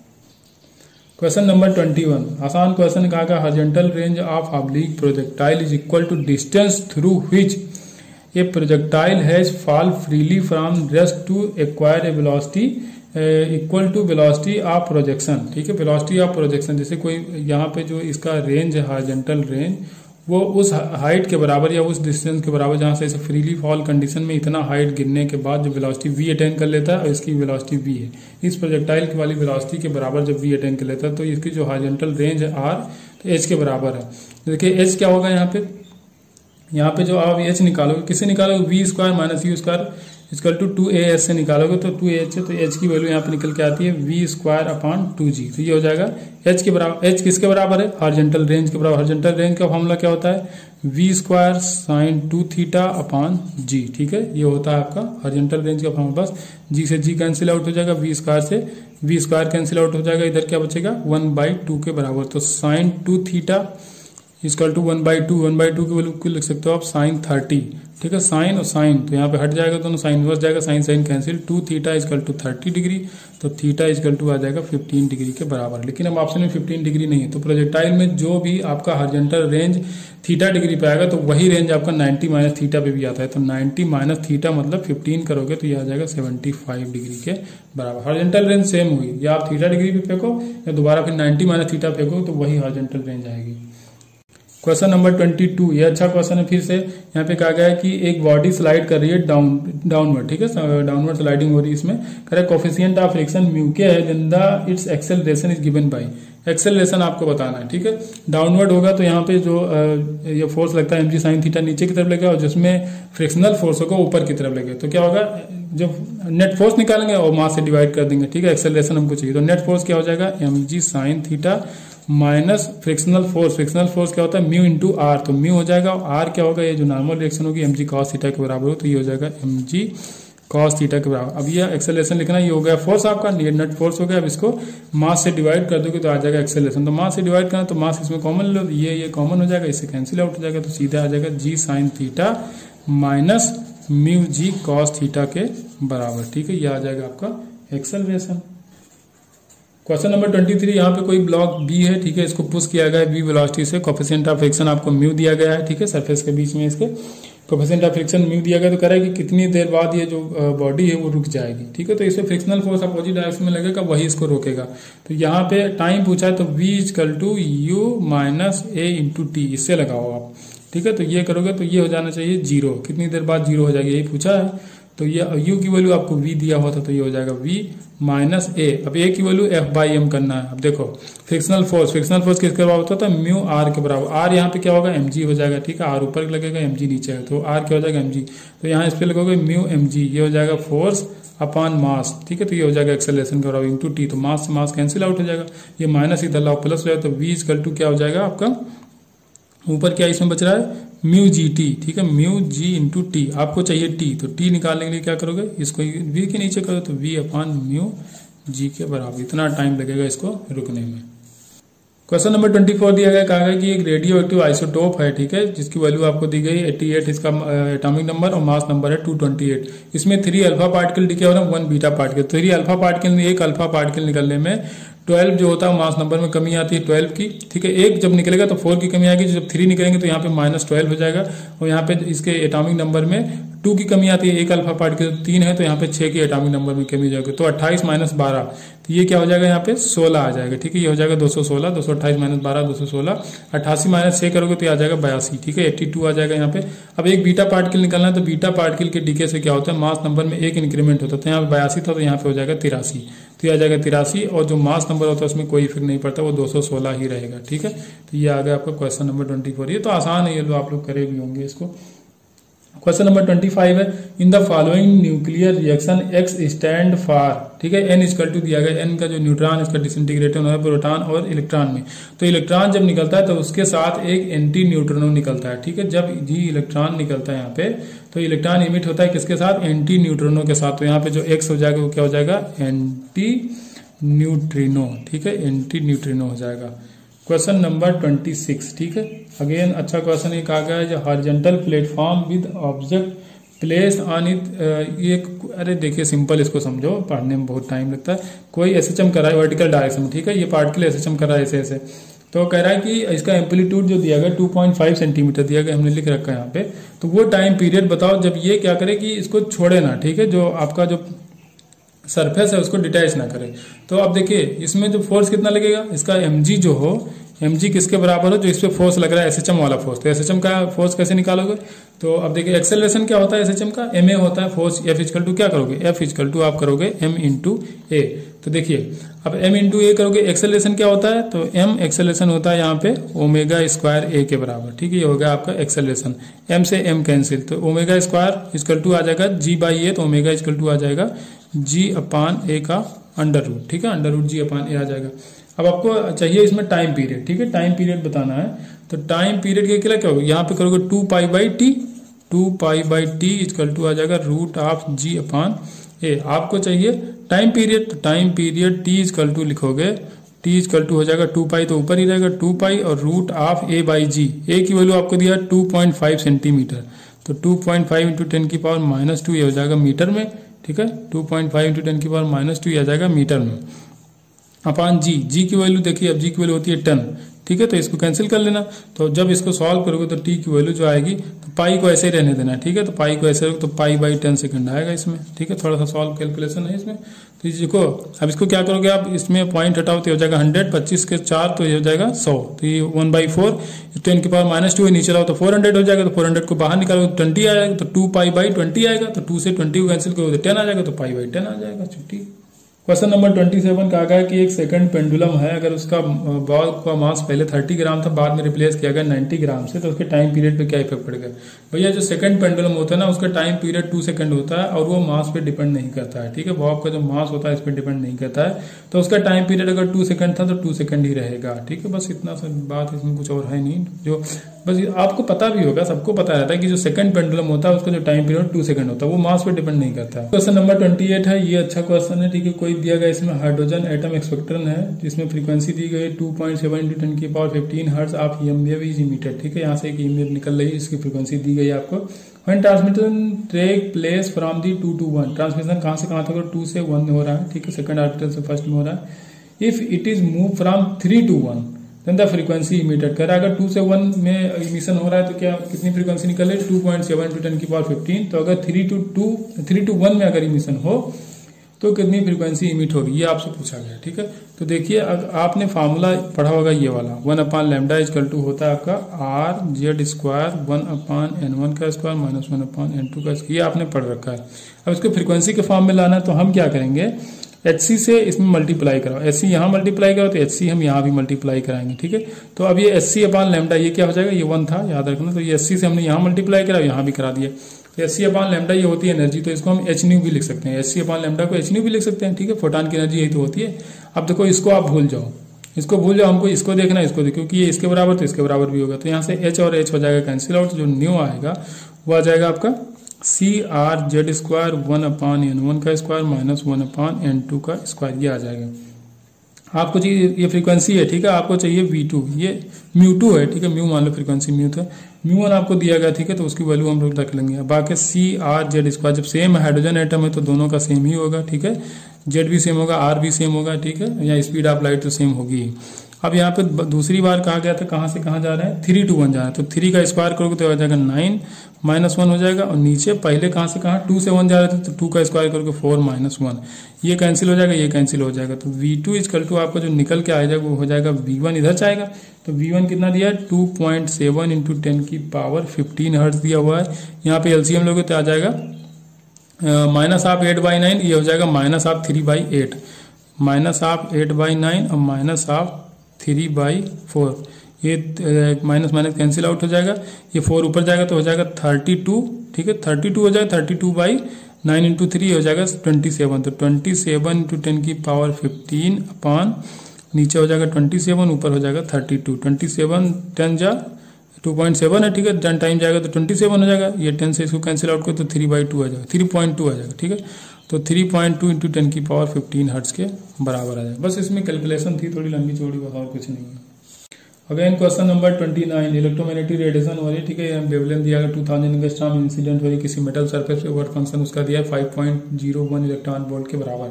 Stopping potential for the given setup is, stopping potential आपसे पूछेगा तो यहाँ पे हो जाएगा E V not equal to कितना वेवलेंथ है 2000 से 12400 से इसको डिवाइड करो तो आ जाएगा इलेक्ट्रॉन वोल्ट में 0 0 0 कैंसिल हो, एक 0 और हटाए, यहाँ हो जाएगा 2 6 12 2 2 जा 4, तो यहाँ पे 6.2 electron volt, 6.2 electron volt minus of जो वर्क फंक्शन दिया फाई नॉट की value 5.01 electron volt, electron electron electron मैंने कैंसिल आउट कर दिया, तो वी नॉट आएगा 6.2 या 6.20 लिख लो माइनस 5.01, 20 माइनस 1 19 हो जाएगा, 6 माइनस 1 जाएगा 1, तो 1.19 के बराबर आ जाएगा वोल्ट में आएगा। ठीक, तो वी नॉट जो निकल के आएगा 1.19 स्टॉपिंग पोटेंशियल। अगर माइनस में आंसर दिया हो तो हमेशा माइनस में टिक करना क्योंकि स्टॉपिंग पोटेंशियल निगेटिव हो।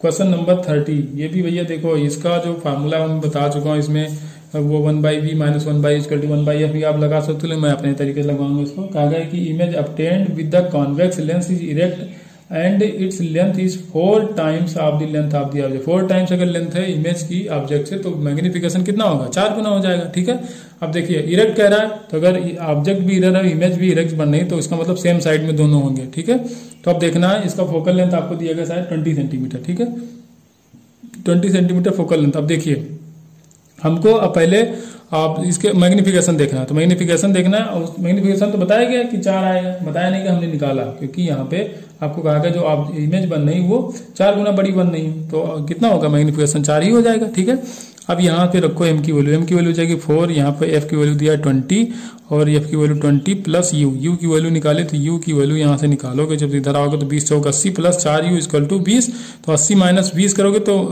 नहीं 20 माइनस 80, 80 को इधर लाओगे 20 माइनस तो माइनस 60 आएगा, माइनस 60 को 4 से डिवाइड करो आ जाएगा माइनस 15। माइनस क्यों, क्योंकि कहीं इधर ही पे होगा। ठीक है, इधर ही होगा, जो ये पॉइंट ऑफ एक्शन होता है वहां से मेजरमेंट लेंगे तो उल्टा जाएंगे, तो ये माइनस में इसीलिए आता है, तो यू की वैल्यू आ जाएगी आपकी 15।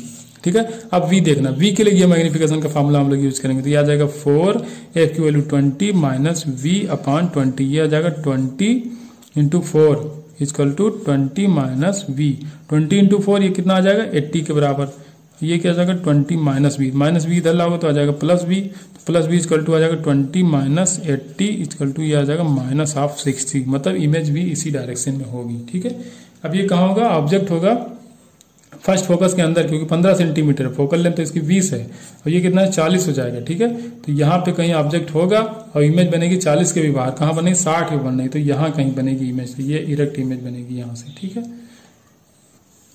क्वेश्चन नंबर 31 अच्छा क्वेश्चन कहा गया, the instrument use by doctor for the endoscopy work on the principle. देखिए एंडोस्कोपी जो यूज किया था इंस्ट्रूमेंट वो टोटल इंटरनल रिफ्लेक्शन पे बेस्ड होता है। ठीक है, तो इसको बस ऐसे याद कर लो, ये टोटल इंटरनल रिफ्लेक्शन मतलब कि TIR पे बेस्ड होता है। क्वेश्चन नंबर 32 यहाँ पे कहा गया ए particle of mass A move along the PC, ये PC लाइन है इसके अलोंग मूव कर रहा है v वेलोसिटी से, what is the angular momentum of the particle about P। देखिए P पॉइंट इसी एक्सिस पे जिसपे मूवमेंट हो रहा है, तो जो भी एंगुलर मोमेंटम होता है mvr होता है, तो v और r जब सेम एक्सिस पे हो जाएंगे, ठीक है, तो v क्रॉस r होता है, तो यहाँ पे साइन थीटा क्या हो जाएगा 0, तो 0 होगा तो एंगुलर मोमेंटम आ जाएगा 0, और उसी एक्सिस पे जा रहा है जिस एक्सिस पे आप एंगुलर मोमेंटम ले रहे हो तो 0 होगा ही। ठीक है, अगर यहाँ से देखा जाए तो यहाँ पे क्या हो जाएगा mv और ये l डिस्टेंस दिया, यहाँ से ये l दिया तो ये हो जाएगा mvl, ये o के अबाउट देखा जाएगा तो क्या हो जाएगा mvl के बराबर हो जाएगा। लेकिन अगर p के अबाउट देखो तो ये उसी एक्सिस पे इसलिए 0 होगा यहाँ पे। क्वेश्चन नंबर 33 यहाँ पे moment of inertia of a body about given axis कितना दिया गया 1.2 10 की power 1.2 kilogram metre square. Initially कहा गया बॉडी रेस्ट में है, करा in the order to produce rotational kinetic energy 1500 joule, the angular acceleration is 25 radian per second square must be applied about that axis of the duration. आप कितने time तक कितना acceleration लगाए हैं, तो पहले इससे हम निकाल लें ओमेगा। ठीक है, ओमेगा निकाल लेते हैं।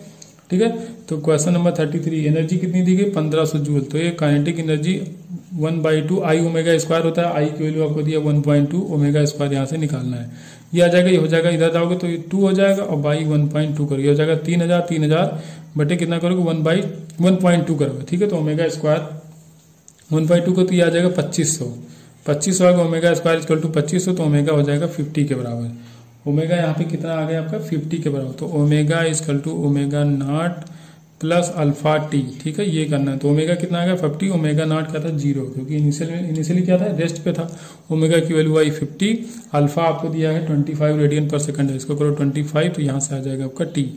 ठीक है, या टी इक्वल टू क्या है 50/20, 2 से कैंसिल आउट करो, 2 रेडियन 2 सेकंड आएगा यार, टाइम है 2 सेकंड आएगा यहाँ पे। अब ये जो फिगर बना हुआ है दूसरे क्वेश्चन का, ठीक है, ये क्वेश्चन नंबर 34 कोई डिस्क है जो रोलिंग कंडीशन में, ठीक है, विदाउट स्लिपिंग, स्लिप नहीं कर रहे, रोलिंग मतलब यहाँ पे ट्रांसलेशनल और रोटेशनल दोनों एनर्जी होगी, ठीक है। अब इसमें कहा गया कि सी इज द सेंटर, सी यहाँ पे क्या है, सेंटर है, क्यू और पी 2 पॉइंट है, ठीक है, यहाँ पे कहा गया क्यू और पी 2 पॉइंट है इक्वल डिस्टेंस में, ठीक है, डिस्टेंस इनका दोनों का पी से क्या है, यहाँ सी से इक्वल डिस्टेंस में, ये मान लो आर है तो ये भी आर ही होगा इक्वल डिस्टेंस में। तो आपसे बताना है कि let VP VQ and VC the magnitude of velocities, ठीक है, तो वेलोसिटीज का आपको ऑर्डर बताना है कैसा होगा। देखिए जब रोलिंग कंडीशन में क्या होता है, जो सेंटर ऑफ मास की वेलोसिटी जो होती है वो ट्रांसलेशनल जो मोशन होता है उसके बराबर होती है, ये 2t के बराबर होता है, ये हाईएस्ट वाला पॉइंट। यहाँ पे जो लोवेस्ट पॉइंट होता है इसकी वेलोसिटी होती है 0। अब यहाँ पे देखो इस पॉइंट पे, तो इस पॉइंट पे ट्रांसलेशनल जो आपकी वेलोसिटी होगी तो vt हो जाएगी, ठीक है, वो तो vt होगी ही। अब ये क्या होगा, जब बॉडी घूम भी रही हो आगे भी बढ़ रही है, ठीक है, तो ये तो हो गया ट्रांसलेशन वाला, तो ये हो जाएगा vt। अब घूम रही उसकी वजह से ये भी आएगा, तो ये भी आएगा, इसका कंपोनेंट करोगे तो ये क्या हो जाएगा, एक कंपोनेंट इसका आएगा इस तरफ, ठीक है, तो कॉस वाला मान आ गया, तो वो इसमें ऐड हो रहा है vt में, ठीक है, तो ये इससे क्या होगा, यहाँ पे तो सीधे vt है, यहाँ पे ये ज्यादा हो जाएगा, तो q वाला पॉइंट जो vq है वो थोड़ा सा ज्यादा हो जाएगा c से, ठीक है, vc से vq ज्यादा हो जाएगा, vc से ज्यादा हो जाएगा। अब अगर यहाँ पे देखा जाए P पॉइंट पे तो ट्रांसलेशनल जो वेलोसिटी होगी फिर से इसी डायरेक्शन में होगी, लेकिन रोटेशनल वाली अब ये ऐसे घूम रहा है ना तो ये ऊपर जा रहा होगा, तो इसका टेंजेंट कहीं ये होगा, तो इसका जब कंपोनेंट करोगे तो ये वाला कंपोनेंट इसमें से माइनस करना पड़ेगा, तो जो आपका Vp आएगा वो क्या होगा, TP माइनस P, यहाँ पे Vt के बराबर था, यहाँ पे तो Vt में से कुछ घटाना भी पड़ा, इसका मतलब ये सबसे कम हो जाएगा, तो जो Vq होगा वो सबसे ज्यादा होगा, उसके बाद होगी Vc, उसके बाद होगी Vp के बराबर। आपका ऑप्शन यहाँ पे पहला सही हो जाएगा। क्वेश्चन नंबर 35 यहाँ पे कहा गया solid homogeneous sphere is moving on A rough horizontal surface partly rolling, ठीक है, देखिए पार्टली रोलिंग इसमें कहा गया, ध्यान से देखना, पार्टली रोलिंग और पार्टली स्लाइडिंग दिया गया है during this kind of motion of the sphere. अब देखियो यहाँ पे जो ऑप्शन सही होगा बी, वहां पे कहा गया angular momentum of the sphere about the point of contact with the plane is conserve. देखिए अब ये है पॉइंट ऑफ कॉन्टेक्ट, ये है पॉइंट ऑफ कॉन्टेक्ट, यहाँ पे कोई वेलोसिटी नहीं है, ठीक है, कोई वेलोसिटी यहाँ पे नहीं है पॉइंट ऑफ कॉन्टेक्ट पे। तो एंगुलर मोमेंटम देखिए, अब इसी के एक्सिस अगर देखा जाए तो इस एक्सिस पे देखो तो यहीं पे फोर्स लगेगा, जो फ्रिक्शनल फोर्स होगा यहीं पे लगेगा, तो इसी एक्सिस पे फोर्स लगेगा, तो इसके अबाउट जो टॉर्क होगा क्या हो जाएगा, 0। जब टॉर्क 0 होगा तो एंगुलर मोमेंटम यहाँ पे कंजर्व रह जाएगा। अब अगर सेंटर से देखा जाए तो यहाँ पे अगर ये फोर्स लग रहा है तो टॉर्क क्या हो जाएगा, torque tau equal to R cross F, R हो जाएगा ये, एफ हो जाएगा ये, ठीक है, तो यहाँ पे तो टॉर्क आ जाएगा। लेकिन अगर इस पॉइंट के अबाउट देखो तो यहाँ पे जो फ्रिक्शनल फोर्स लग रहा है वहां पे कोई टॉर्क एक्ट नहीं होगा, तो ये क्या होगा, यहाँ पे एंगुलर मोमेंटम जो होगा वो रहेगा आपका कंजर्व, ठीक है। क्वेश्चन नंबर 36 फिर से अच्छा क्वेश्चन, यहाँ पे कहा गया अल्टरनेटिंग करंट को चेंज करना डायरेक्ट करंट में किससे करेंगे, तो रेक्टिफायर से करेंगे। ये आपका अल्टरनेटिंग करंट, इसने चेंज कर दिया इसको डायरेक्ट करंट में, तो ये क्या हो जाएगा, रेक्टिफायर इसमें यूज होता है। क्वेश्चन नंबर 37 यहाँ पे कहा गया ट्रांजिस्टर पैरामीटर आपको दिया गया नेमली अल्फा बीटा, तो इसमें अरेंजमेंट आपको बताना है कैसा अरेंजमेंट होगा। तो बीटा इक्वल टू जो होता है वो होता है अल्फा 1 माइनस अल्फा, ठीक है, तो 1 अपान बीटा देखो तो क्या हो जाएगा 1 माइनस अल्फा अपान अल्फा, तो 1 बाई बीटा इक्वल टू इसको अलग लिखो तो हो जाएगा 1 by alpha minus alpha by alpha मतलब 1 हो जाएगा, ठीक है। अब क्या करेंगे हम लोग, 1 बाई अल्फा ये पॉजिटिव है, इसको ले आओगे तो माइनस 1 बाई बीटा, और ये दूसरी तरफ लगाओ तो प्लस हो जाएगा, तो ये हो जाएगा 1 by alpha minus 1 by beta equal to 1 के बराबर हो जाएगा। क्वेश्चन नंबर 38, वैसे क्वेश्चन देख के लगता है कि ऐसे क्वेश्चन भी आएंगे क्या नीट में। 8 ग्राम आपको दिया गया O2, तो कहेगा इसकी गैस की इक्वेशन क्या होगी, तो PV इक्वल टू होता है nRT, nRT होता है n की वैल्यू क्या करते हैं हम लोग मास अपान मॉलिक्यूलर मास रखते हैं, तो मास है 8, मॉलिक्यूलर मास 32, R इंटू 2 8 चौक 32, ये हो जाएगा RT/4 के बराबर, तो PV इक्वल टू क्या हो जाएगा RT/4। क्वेश्चन नंबर 39 यहाँ पे कहा गया है in a double slit experiment, ठीक है, maximum intensity of the light would be कितने times maximum intensity of the single slit experiment. देखिए यहाँ से अगर देखा तो आई इक्वल टू क्या होता है I1 plus I2 plus 2 I1 I2 cos phi की मैक्सिमम वैल्यू कितनी हो सकती है 1 हो सकती है, ठीक, जब फेज डिफरेंस 0 होगा, तो यहाँ पे जब इसकी वैल्यू 1 हो जाएगी तो सीधे इतना बचेगा, तो अगर I1 इक्वल टू I2 है यहाँ पे, तो जो I होगा वो कितने I1 equal to I2 equal to I0 मान लो, तो क्या हो जाएगा 4 I0 के बराबर। तो जो मैक्सिमम इंटेंसिटी होती है वो कितने के बराबर होती है 4 टाइम्स होती है सिंगल के बराबर। ये अगर कोई सिंगल I0 था तो इसके 4 गुना होगी। क्वेश्चन नंबर 40 यहाँ पे कहा गया the sodium yellow doublet has a wavelength 5890 angstrom and lambda angstrom. The resolving power of the grating to resolve these lines is 982 then the value of lambda. इसके लिए हम क्या करते हैं, जो आर होता है रिजॉल्विंग पावर जो हम निकालना होता है, तो lambda mean upon delta lambda करना होता है। ठीक है, तो देखिए लैम्डा मीन निकालेंगे, क्या करेंगे हम लोग, आपको लैम्डा 1 प्लस लैम्डा 2 बाई 2 कर दो, तो लैम्डा 1 आपको दिया है 5890 प्लस लैम्डा दिया। ठीक है, लैम्डा 2 कितना है, लैम्डा बाई 2 को तो आ जाएगा मीन। डेल्टा लैम्डा आपको चाहिए तो लैम्डा माइनस 5890। ठीक है, लैम्डा ज्यादा होगा बाद वाले से, तो लैम्डा माइनस क्या करेंगे 5890। बस इसी को सॉल्व करिए, किसके बराबर है, इसको दिया गया क्वेश्चन में कि जो आर की वैल्यू वो 982 के बराबर। आपको चाहिए लैम्डा, तो लैम्डा आप तो यहाँ से कैलकुलेट कर लेना। ठीक है, कैलकुलेट करोगे लैम्डा की वैल्यू आ जाएगी 5896। ठीक है, 5896 एंगस्ट्रॉम के बराबर आ जाएगा।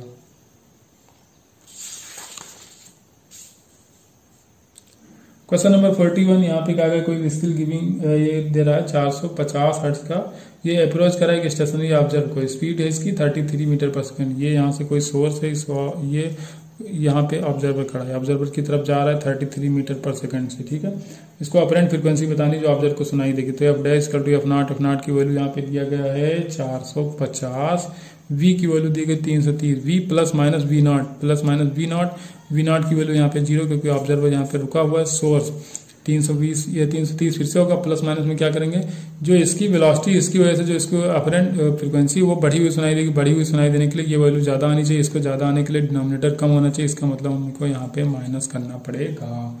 ठीक है, तो अब देखिए 450 गुणे 330 बटे 297। ठीक है, सॉल्व करना आ जाएगा लगभग 500 के आसपास आएगा।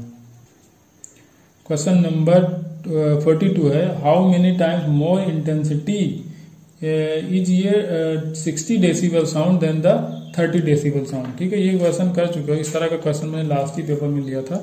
तो जो फॉर्मूला मैंने बताया था क्या था आपका, जो डेसिबल होता है वो क्या होता है 10 log of 10 I upon I not. ठीक है, एक बार यहाँ पे 60 रखो तो हो जाएगा 60, 10 log बेस 10 है, I अपॉन I नॉट है, 0 0 कैंसिल, ये हो जाएगा 6।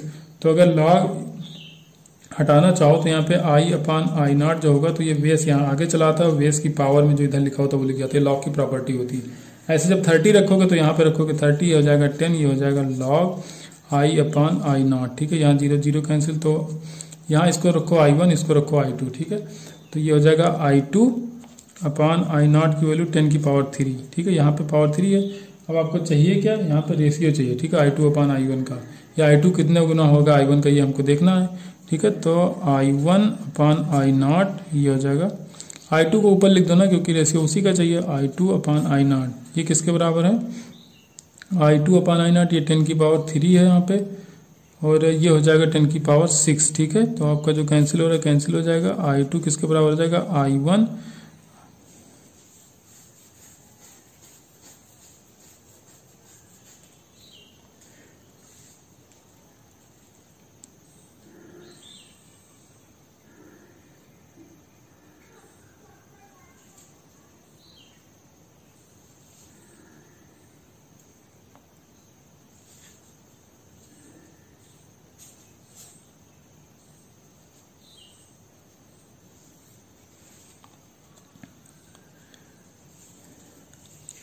तो अब यहाँ पे आ जाएगा, यहाँ से यहाँ अगर आओगे तो ये हो जाएगा आपका I1 माइनस I2 निकालने जाओ तो क्या हो जाएगा 10 की पावर 6 अपॉन 10 की पावर 3, तो आ जाएगा 10 की पावर 3 के बराबर। ठीक है, तो जो I1 होगा कितना ज़्यादा होगा, 1000 गुना ज़्यादा होगा I2 से। ठीक, क्वेश्चन नंबर 43, यहाँ पे दो वाइब्रेटिंग स्ट्रिंग है। ठीक है, एक का लेंथ L है, दूसरे का 2L है, और पहले का रेडियस 2R है, दूसरे का रेडियस R है। यहाँ पे क्या कर स्ट्रेचिंग अंडर सेम टेंशन से इनको स्ट्रेच किया गया। Both the spring vibrate in their fundamental mode में, इसको क्या हो रहा है वाइब्रेट हो रही है। पहले का लेंथ दिया गया है L और उसकी फ्रीक्वेंसी दी गई V1। तो आपसे पूछा गया कि दूसरे का क्या है फ्रीक्वेंसी V2 का है। ठीक है, म्यू2 को म्यू2 को, और रेशियो आपको बताना है ये V1 अपॉन म्यू2, इसका फ्रीक्वेंसी का दोनों का रेशियो होता है। तो देखिए जो आपकी फ्रीक्वेंसी होती वो क्या होती है 1 अपॉन 2L, जो आपकी फंडामेंटल के लिए होती है, अपॉन यहाँ पे होता है आपका T/M। ठीक है, ये होता है टेंशन स्ट्रिंग ये होती है, M होता है मास पर यूनिट लेंथ। ठीक है, तो मास हमको नहीं पता यहाँ पे, तो मास नहीं पता तो क्या करेंगे डेंसिटी इंटू वॉल्यूम करेंगे। तो वॉल्यूम के लिए क्या करेंगे πr² इंटू एरिया, ठीक है, ये हो जाएगा एरिया, लेंथ भी कर देंगे तो वॉल्यूम निकाले तो इंटू एल कर देंगे। ये तो हो जाएगा पूरा मास, लेकिन मास पर यूनिट लेंथ चाहिए तो लेंथ से डिवाइड भी करना पड़ेगा, तो एल एल कैंसिल आउट होगा, तो यहाँ पे रो पाई आर स्क्वायर बचेगा। तो यहाँ पे V2 upon U2 equal to क्या हो जाएगा, इनवर्सली प्रोपोर्शनल टू होगा, ठीक है, आर के, ठीक है, आर के क्या होगा, इनवर्स रिलेशन में होगा, और यहाँ पे एल भी इनवर्स में है, ठीक है, तो ये हो जाएगा L2 ऊपर हो जाएगा L1, ये आ जाएगा, और इन साइड क्या रहेगा, ब्रैकेट के अंदर रहेगा स्क्वायर, तो बाहर निकालोगे तो क्या हो जाएगा, आर बचेगा, तो यहाँ पे आ जाएगा इनवर्स में ये भी है, तो ये हो जाएगा R2 ऊपर हो जाएगा R1। बस वैल्यू रखो, L1 की वैल्यू यहाँ पे L दी है, L2 की वैल्यू 2 दी है, R1 की वैल्यू यहाँ पे 2R दी है, R2 की वैल्यू R दी, cancel cancel cancel cancel cancel cancel, आ जाएगा 1:1 के बराबर।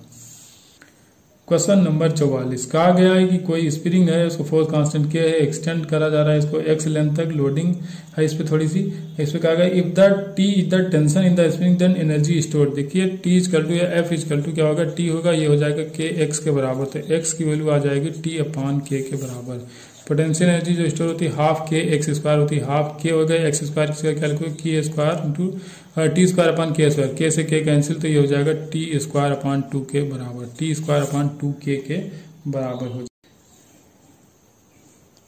क्वेश्चन नंबर 45 यहाँ पे कहा गया फिगर आपको दिख रहा है, एक बॉल है जिसको रिलीज किया जा रहा है रेस्ट से, ठीक है, स्प्रिंग नेचुरल कंडीशन में है, ठीक है, नेचुरल अनस्टेज कंडीशन में है।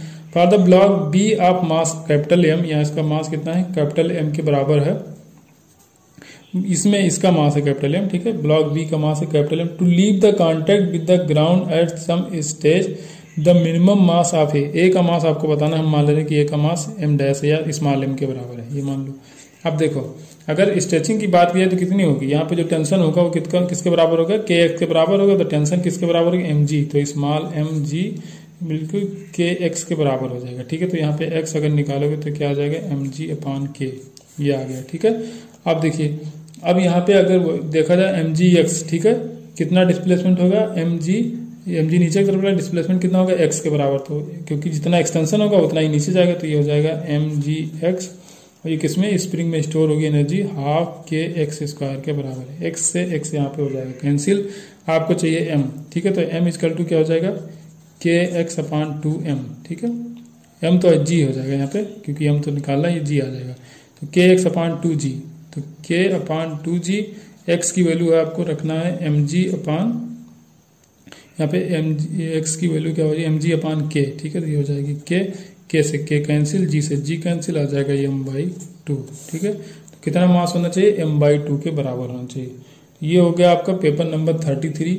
तो नेक्स्ट सॉल्व करेंगे हम लोग कल जब पेपर आएगा आपका 34। ठीक है, आप लोग लगे रहिए, इंप्रूवमेंट दिख रहा होगा, और कुछ क्वेश्चन में थोड़ी सी मिस्टेक हो जा रही है या जानबूझ के कहीं छूट रहा है, ठीक है, तो मैं देखता हूँ ना कि जब कमेंट आता है तो ये पता चलता है यार कि आपने आखिरी तक देखा है वीडियो, तो थोड़ा अच्छा लगता है। ऐसे कैसे पता चलेगा किसने कितना देखा, ठीक है, और बहुत सारे लोगों ने बिना सब्सक्राइब किए ही देखा, तो प्लीज़ आप लोगों को सब्सक्राइब करने में कुछ जाएगा नहीं, और मेरा हौसला थोड़ा बढ़ेगा ना तो काम करने में और अच्छा लगेगा, क्योंकि 50% लोग ऐसे हैं जो बिना सब्सक्रिप्शन के देख रहे हैं, ठीक है, तो सारा कुछ पता चलता है। लेकिन अब मैं आपको ऐसे तो बोल नहीं सकता, बस रिक्वेस्ट ही कर सकता हूँ, तो फिर एक बार रिक्वेस्ट ही कर रहा हूँ कि प्लीज़ आप लोग सब्सक्राइब कर लीजिए, और जिससे कि थोड़ा एप्रिसिएशन मिलेगा ना तो हम काम करने में और थोड़ा मन लगेगा और जल्दी जल्दी काम करेंगे। जल्दी का पेपर जब आएगा तभी हो पाएगा, तो प्लीज़ आप लोग थोड़ा समर्थन कीजिए, साथ दीजिए, और हम आपके साथ रहेंगे, और नीट तक हम लोग ऐसे ही चलेंगे, ठीक है। चलिए मिलते हैं नेक्स्ट वीडियो में, अभी के लिए इतना ही, थैंक यू।